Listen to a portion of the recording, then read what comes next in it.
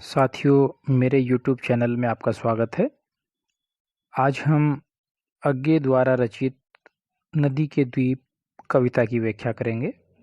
उससे पहले आप चैनल को लाइक, शेयर और सब्सक्राइब अवश्य कर लें, जिससे आपको नवीनतम कविताओं की व्याख्याएं समय के अनुसार मिल सकें।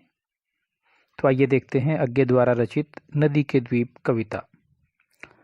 हम नदी के द्वीप हैं, हम नहीं कहते कि हमको छोड़कर स्रोत स्विनी बह जाए। वह हमें आकार देती है, हमारे कोण, गलियां, अंतरीप, उभार, सैकत, कूल, सब गोलाइयां उसकी गढ़ी हैं। माँ है वह, है इसी से हम बने हैं। अज्ञे द्वारा रचित इन कविताओं में कवि कह रहा है कि नदी में जो स्थिति द्वीप की है, वही समाज में व्यक्ति की है। नदी का द्वीप नदी से निर्मित है, वह उसकी जननी है, किंतु नदी में रहते हुए भी वह नदी से अलग अपना अस्तित्व रखता है। प्रतीकों का प्रयोग करते हुए कवि ने प्रतीकात्मक शैली में यह बताने का प्रयास किया है कि व्यक्ति भले ही समाज का अंग हो, पर उसका अपना स्वतंत्र अस्तित्व है। इसी का चित्रण कवि ने इसमें किया है। तो आइए देखते हैं। हम नदी के द्वीप हैं, हम नहीं कहते कि हमको छोड़कर स्रोत स्विनी बह जाए। द्वीप अपने बारे में विचार करते हुए कहता है कि हम नदी के द्वीप हैं, हमारा जन्म इस नदी में हुआ है। उसी ने हमें रूप, आकार, पहचान सब कुछ प्रदान किया है। हम इस नदी में ही रहते हैं, अतः यह कभी नहीं कहते कि नदी हमें अकेला छोड़कर बहती हुई चली जाए। वह हमें आकार देती है, हमारे कोण, गलियां, अंतरीप, उभार, सैकत, कूल, सब गोलाइयां उसकी गढ़ी हैं। माँ है वह, है इसी से हम बने हैं। हम इस नदी में ही रहते हैं, अतः हम कभी नहीं कहते कि नदी हमें अकेला छोड़कर बहती हुई चली जाए। यदि नदी ने हमें छोड़ दिया तो हमारी पहचान मिट जाएगी, हमारा अस्तित्व समाप्त हो जाएगा। जब तक नदी है तभी तक हमारा भी अस्तित्व है। यह बात हम अच्छी तरह जानते हैं। यह नदी हमारी जननी है, इसी ने हमें रूप और आकार प्रदान किया है।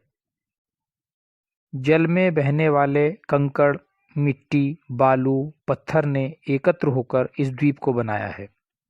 द्वीप के कोण, गलियां, अंतरीप, उभार, बालू, किनारा, सारी गोलाइयां इस नदी की जलधारा से ही निर्मित की हैं। भाव यह है कि नदी समष्टि चेतना अर्थात समाज का प्रतीक है और द्वीप व्यष्टि चेतना अर्थात व्यक्ति का प्रतीक है। समाज में व्यक्ति का अपना व्यक्तित्व एवं अस्तित्व है, पर उसे समाज से अलग करके नहीं देखा जा सकता। व्यक्ति का निर्माण समाज से ही होता है, ठीक उसी प्रकार जैसे द्वीप का निर्माण नदी में ही होता है। व्यक्ति को अपने व्यक्तित्व की रक्षा करते हुए समाज के प्रति अपना समर्पण करना चाहिए। किंतु हम हैं द्वीप, हम धरा नहीं हैं, स्थिर समर्पण है हमारा। हम सदा से द्वीप हैं स्रोत स्विनी के, किंतु हम बहते नहीं हैं, क्योंकि बहना रेत होना है। हम बहेंगे तो रहेंगे ही नहीं, पैर उखड़ेंगे, प्लवन होगा, ढहेंगे सहेंगे, बह जाएंगे, और फिर हम चूर्ण होकर भी कभी क्या धार बन सकते। रेत बनकर हम सलील को तनिक गंदला ही करेंगे, अनुपयोगी ही बनाएंगे। इन पंक्तियों में कवि ने मानव के व्यक्तित्व को नदी का द्वीप माना है, जबकि नदी समष्टि चेतना का प्रतीक है। द्वीप का अस्तित्व धारा से अलग है। नदी का द्वीप नदी में रहते हुए भी अपना अस्तित्व बनाए रखता है। वह रेत बनकर नदी को गंदा नहीं करना चाहता। प्रतीकात्मक शैली में कवि ने व्यक्ति को महत्व प्रदान करते हुए समष्टि चेतना के लिए उसे आवश्यक माना है। व्यक्ति का अपना महत्व समाज से है और उसे समाज के हित के लिए अपना अलग अस्तित्व बनाए रखना चाहिए। इसी का चित्रण इन पंक्तियों में किया गया है। किंतु हम हैं द्वीप, हम धारा नहीं हैं, स्थिर समर्पण है हमारा, हम सदा से द्वीप हैं स्रोत स्वनी के। किंतु हम बहते नहीं हैं क्योंकि बहना रेत होना है, हम बहेंगे तो रहेंगे ही नहीं। हम इस नदी के द्वीप हैं तथा हमारा अस्तित्व धारा से अलग है। नदी का द्वीप नदी से उत्पन्न होता है तथा नदी में रहते हुए भी अपनी अलग सत्ता बनाए रहता है। दूसरी ओर वह बहती हुई धारा है जिसने अपनी सत्ता को पूर्णतः समाप्त कर दिया है और जो नदी का ही एक अंग बन गई है। धारा का अस्तित्व नदी से है, नदी से अलग धारा की कोई कल्पना नहीं की जा सकती क्योंकि धारा ने स्वयं को नदी के प्रति पूर्णतः समर्पित कर दिया है। किंतु द्वीप ने अपनी व्यक्ति चेतना को बनाए रखकर नदी के प्रति समर्पण किया है। भाव यह है कि व्यक्ति समाज की इकाई है, समाज में रहते हुए भी उसकी निजता अर्थात व्यक्तिगत सत्ता सुरक्षित रहती है। आज का व्यक्ति अपनी सत्ता को खोना नहीं चाहता। वह ठीक है कि द्वीप नदी का अंग है, नदी के प्रति समर्पित है, किंतु प्रवाह में पड़कर अपने अस्तित्व को वह खोना नहीं चाहता। यदि प्रवाह में पड़ेगा, बहने लगेगा तो रेत बन जाएगा और उसका अस्तित्व समाप्त हो जाएगा। उसके पैर उखड़ जाएंगे, पैर उखड़ेंगे, प्लवन होगा, ढहेंगे, सहेंगे, बह जाएंगे और फिर हम चूर्ण होकर भी कभी क्या धार बन सकते, रेत बनकर हम सलील को तनिक गंदला ही करेंगे, अनुपयोगी ही बनाएंगे। उसके पैर उखड़ जाएंगे, स्थिरता नष्ट हो जाएगी और उस भयंकर बाढ़ में पड़कर वह कहीं का ना रहेगा। लेकिन इतना निश्चित है कि अपने को पूरी तरह मिटाकर भी द्वीप धारा का अंग नहीं बन सकता। वह रेत बन जाएगा तथा रेत बनकर निर्मल जल को गंदला ही करेगा, उसे अनुपयोगी बनाएगा। इसलिए वह अपनी वेष्टि चेतना को बनाए रखना चाहता है। भाव यह है कि उसके व्यक्तित्व की सार्थकता द्वीप बने रहने में है, नदी में पूर्णतः विलीन होने में नहीं है। आगे कवि कहता है, द्वीप हैं हम, यह नहीं है शाप, यह अपनी नियति है, हम नदी के पुत्र हैं, बैठे नदी के क्रोड़ में, वह वृहद भूखंड से हमको मिलाती है और वह भूखंड अपना पितर है। समाज में व्यक्ति की स्थिति को कवि ने नदी में द्वीप के प्रतीक से अभिव्यक्त किया है। द्वीप होना अभिशाप नहीं है, अपितु यह हमारी नियति है। समाज के अंग के रूप में ही व्यक्ति का महत्व है, समाज से अलग होकर उसकी कोई पहचान नहीं रहती। तो कवि कहता है कि द्वीप हैं हम, यह नहीं है शाप, यह अपनी नियति है। दीप कहता है कि यदि हम नदी के द्वीप हैं तो यह अभिशाप नहीं है, अपितु हमारी नियति है। नदी से अलग हमारा कोई अस्तित्व नहीं है। हम नदी के पुत्र हैं, बैठे नदी के क्रोड़ में, वह वृहद भूखंड से हमको मिलाती है और वह भूखंड अपना पितर है।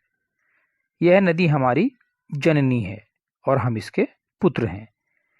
इसने हमें अपनी कोख से जन्म दिया है तथा हम इसकी गोद में उसी तरह बैठे हैं जैसे जननी की गोद में शिशु। जिस तरह माता अपने बच्चों को जन्म देकर पिता से मिलाती है, उसी तरह इस माता नदी ने हमें रूप आकार देकर उस भूखंड से हमें मिलाया है जो हमारा पिता है।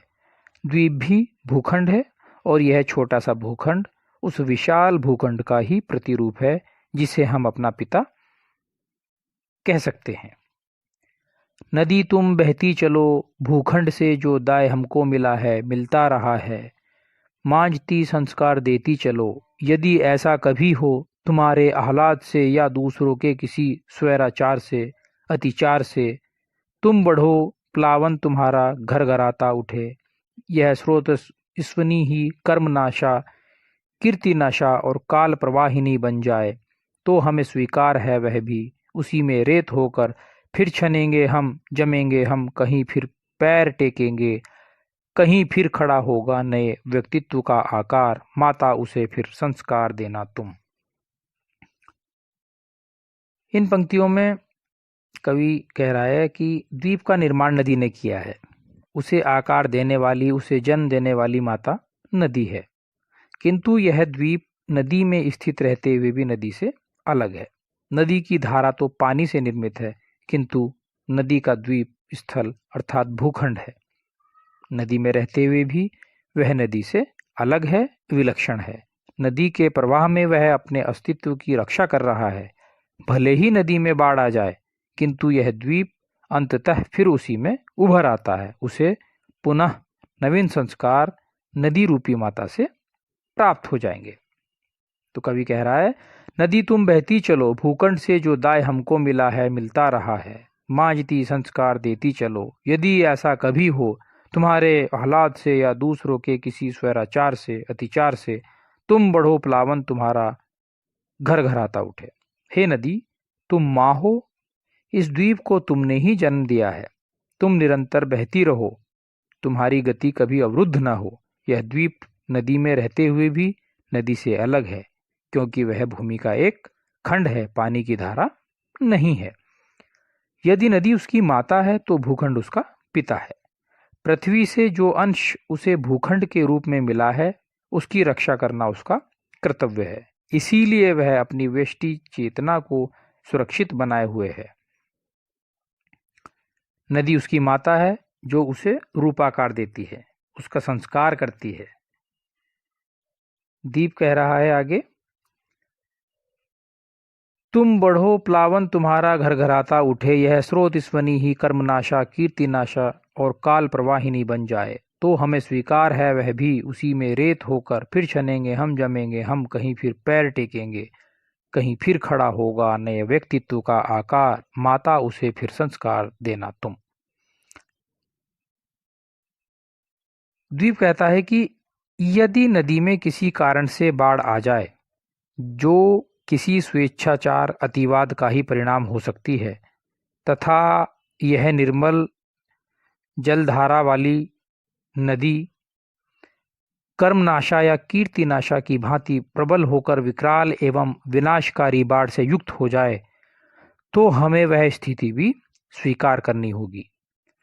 उस बाढ़ से हम भले ही रेत हो जाएं, किंतु हमें पूरा विश्वास है कि हम फिर से अपने पैर टेक लेंगे और बाढ़ का प्रकोप कम होते ही फिर जम जाएंगे, अपने पैर टिका लेंगे और एक नए आकार का द्वीप फिर बन जाएगा। हे नदी माता, तुम उसे पुनः संस्कारित कर देना, यही प्रार्थना है।